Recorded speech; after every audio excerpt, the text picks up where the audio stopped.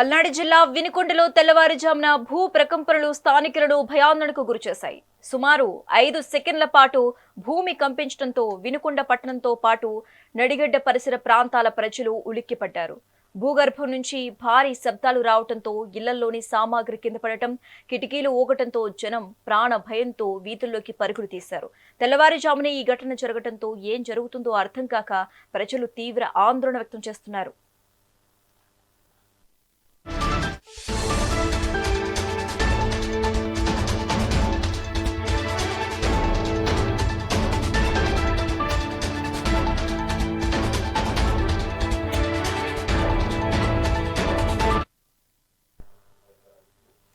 పల్నాడు జిల్లా వినుకొండలో తెల్లవారుజామున భూ ప్రకంపనలు స్థానికులను భయాందోళనకు గురిచేశాయి. సుమారు 5 సెకండ్ల పాటు భూమి కంపించడంతో వినుకొండ పట్టణంతో పాటు నడిగడ్డ పరిసర ప్రాంతాల ప్రజలు ఉలిక్కిపడ్డారు. భూగర్భం నుంచి భారీ శబ్దాలు రావడంతో ఇళ్లలోని సామాగ్రి కింద పడటం, కిటికీలు ఊగటంతో జనం ప్రాణ భయంతో వీధుల్లోకి పరుగులు తీశారు. తెల్లవారుజామున ఈ ఘటన జరగడంతో ఏం జరుగుతుందో అర్థం కాక ప్రజలు తీవ్ర ఆందోళన వ్యక్తం చేస్తున్నారు.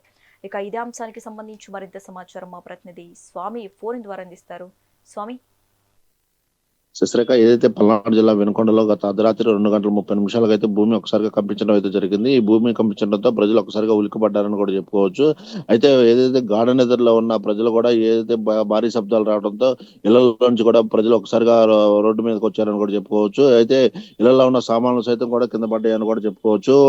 ఈ భారీ శబ్దాలు రావడంతో ఒకసారిగా వినుకొండ చుట్టుపక్కల గ్రామాల్లో కూడా రావడంతో ఒకసారిగా వినుకొండ ప్రజలు కూడా ఒకసారిగా భయభ్రాంతులకు గురయ్యారని కూడా చెప్పుకోవచ్చు. అయితే ఇది అర్ధరాత్రి తెల్లవారుజామున 2:30కి ఈ భూమి కంపించడంతో ప్రజలు కూడా గార్డెన్ ఎదురులో నుంచి కూడా మెరుకుతూ ఉండి ఒకసారిగా బయటకు రావడం అయితే జరిగింది. సుమారుగా ఇది 5 సెకండ్ల పాటు భూమి కంపించడం అయితే జరిగిందని కూడా చెప్పుకోవచ్చు. ముఖ్యంగా మనం చూసుకున్నట్టయితే ఈ మధ్య కాలంలో ఇటు ప్రకాశం జిల్లాలోనే ఇలా భూ ప్రకంపనలు వచ్చినాయి, కానీ పల్నాడు జిల్లాలో వినుకొండ నియోజకవర్గంలో ఇది తొలిసారి రావడం ప్రజలు కూడా భయపడ్డారని కూడా చెప్పుకోవచ్చు. దాంతో పాటుగా ఏదైతే ఈ అర్ధరాత్రి 2:30 రావటం, ఈ గార్డెన్ నిద్రలో ఉన్న ప్రజలు ఒకసారిగా భారీ శబ్దాలు రావడంతో ఇళ్లలో పడుకున్న ప్రజలు కూడా ఈ సామాన్లు, ఈ కిటికీలు ఒకసారిగా ఊగడంతో భూమి కంపించడం, ఇల్లు ఎక్కడ కూలిపోతాయి అని చెప్పి ఒకసారి ఇళ్లలో నుంచి కూడా ప్రజలు ప్రాణ అరిచేతులు పెట్టుకొని బయటకు వచ్చారని కూడా చెప్పుకోవచ్చు. అయితే దీని మీద అధికారులు కూడా ఎమ్మెల్యే నుంచి ప్రజలు కూడా అప్రమత్తం చేశారని కూడా చెప్పుకోవచ్చు. అయితే భూమి కంపించింది కానీ ఎలాంటి ప్రాణ నష్టం కానీ ఎలాంటి ఆస్తి నష్టం కూడా జరగలేదని కూడా చెప్పుకోవచ్చు శశిరేఖ.